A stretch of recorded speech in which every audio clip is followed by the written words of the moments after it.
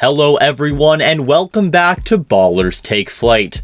On this episode we will be going over NBA players that were disrespectful and had some unsportsmanlike moments. Make sure to stay till the end of this video to find out who made it to the list. If you're new to this channel or if you haven't done so yet, make sure to hit that subscribe button and smash the like button. Most of us are taught the value of sportsmanship from a very young age. It's an important lesson, given how intensely heated competitive sports can be. Being respectful, win or lose, is the best way to assure that cooler heads will ultimately prevail. Most of us learn that lesson, but not everyone puts it into practice.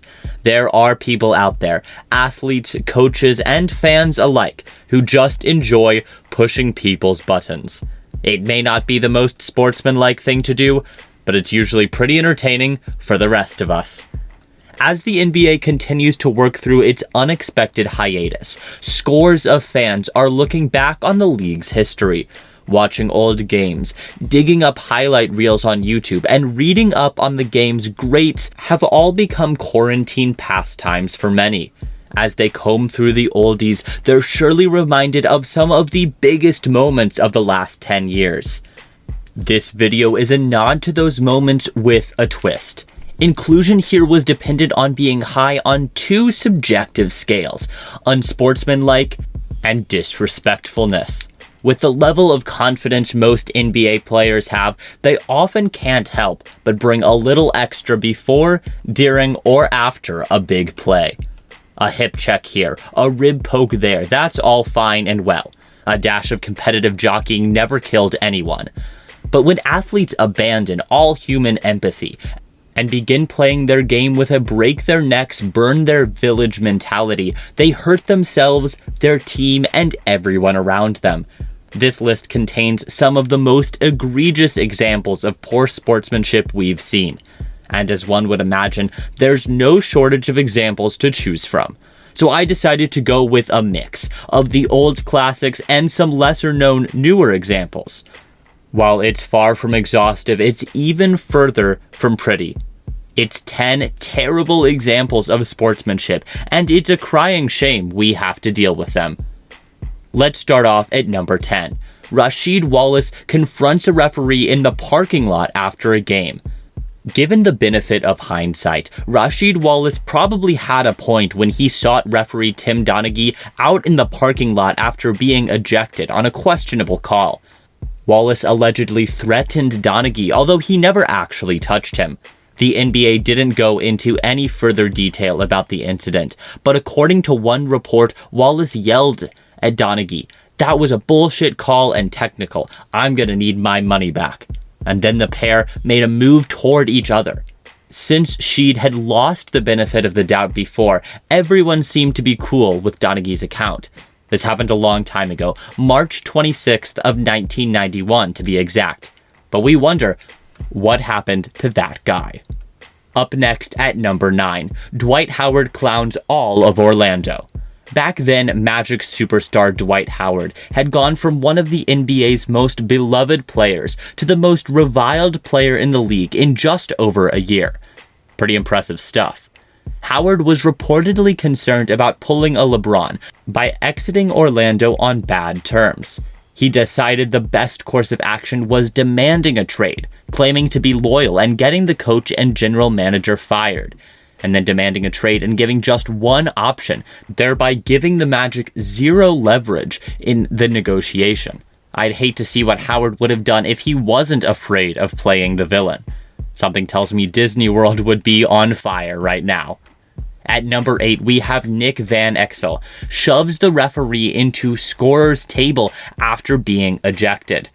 No NBA player likes being ejected, and very few ever take it in stride. Still, perhaps Nick Van Exel could have shown a bit more restraint after being tossed from this late regular season game, rather than taking his anger out on referee Ron Gerritsen. In exchange for his shoving Gerritsen into the scorer's table, Van Exel was fined $20,000 and suspended for the final 7 regular season games without pay, which ended costing him another $167,000 in salary. At the time, it was the third longest suspension for an on-court incident in NBA history. This happened in 1996. Up next, for number 7, Vernon Maxwell goes into stands and punches fan. Everyone's story with this one seems to be different, and there is no lasting video footage available. But this much we know is true. Vernon Maxwell charged up into the stands during the third quarter of a game in Portland and punched a fan named Steve George in the face. George said it was because he made fun of Maxwell for having 5 points. Maxwell claimed it was because George was making fun of Maxwell's wife's recent miscarriage.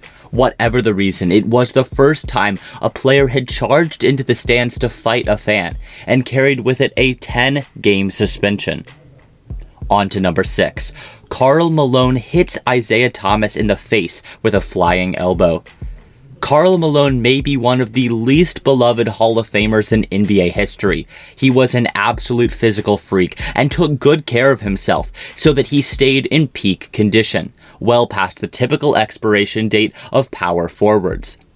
This monstrous flying elbow he delivered to Isaiah Thomas, though, showed what he could do when he used his strength in a less than benevolent way. After Thomas torched John Stockton, whom Isaiah believed had taken his dream team spot earlier in the season, Malone settled the score as Thomas needed 40 stitches to close the wound the mailman left on his face. By going after the 6'1", 180-pound guard, Malone cemented his reputation around the league as a bully who only went after players much smaller than himself. Number 5. Damian Lillard waves goodbye to Russell Westbrook.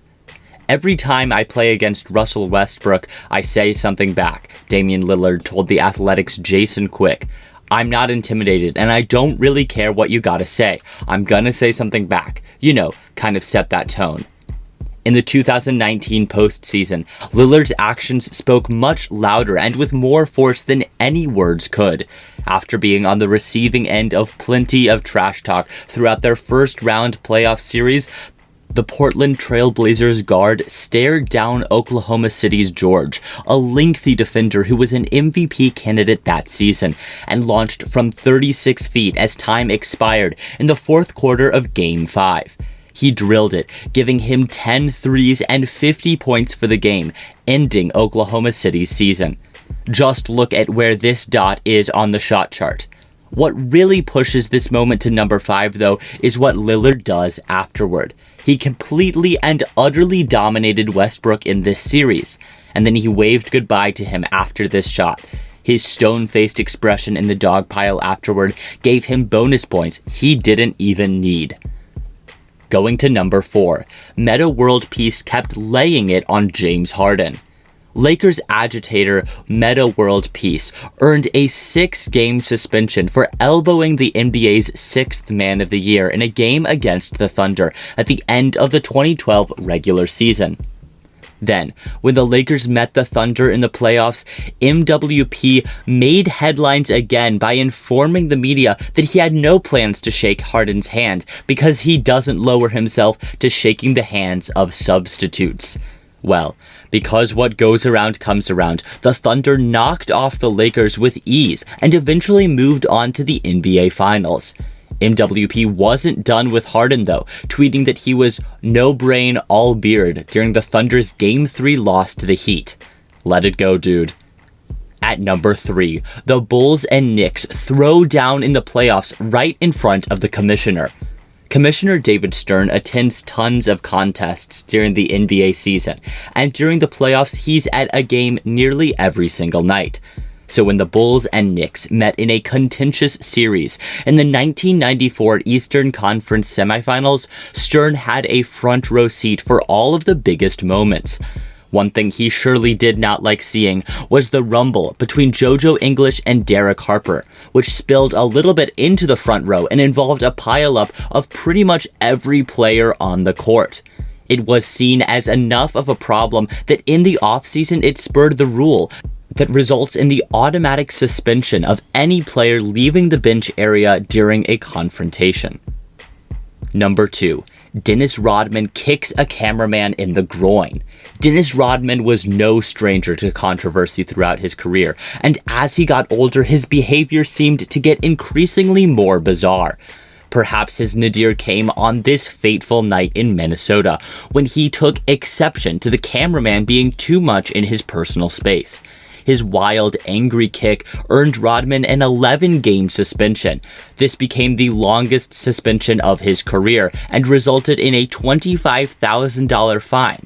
It also made all future cameramen tremble whenever the rebounding machine happened to land in their immediate vicinity. And finally, at number 1, Charles Barkley spits on a fan. To be fair, Charles Barkley was certainly not aiming for the 8-year-old girl that his saliva ended up hitting, and to his credit, Barkley made it right not only by apologizing but also hooking her and her family up with tickets to games anytime he was in town. But the true target of the spit, a man who had been abusing Barkley with racial epithets during the game, escaped punishment. While Sir Charles was apologetic about his decision to spit in the first place, he also pointed out that he was standing up for himself, saying that "I don't think a fan has the right to come to the game and be abusive." Well, those are the NBA players that acted disrespectfully and were caught on camera. Who else should have made the list? Let us know who we missed in the comments below. That's it for this video. Don't forget to hit the subscribe button and smash the like button. Hope you enjoyed, and thanks for watching. Catch us in the next video.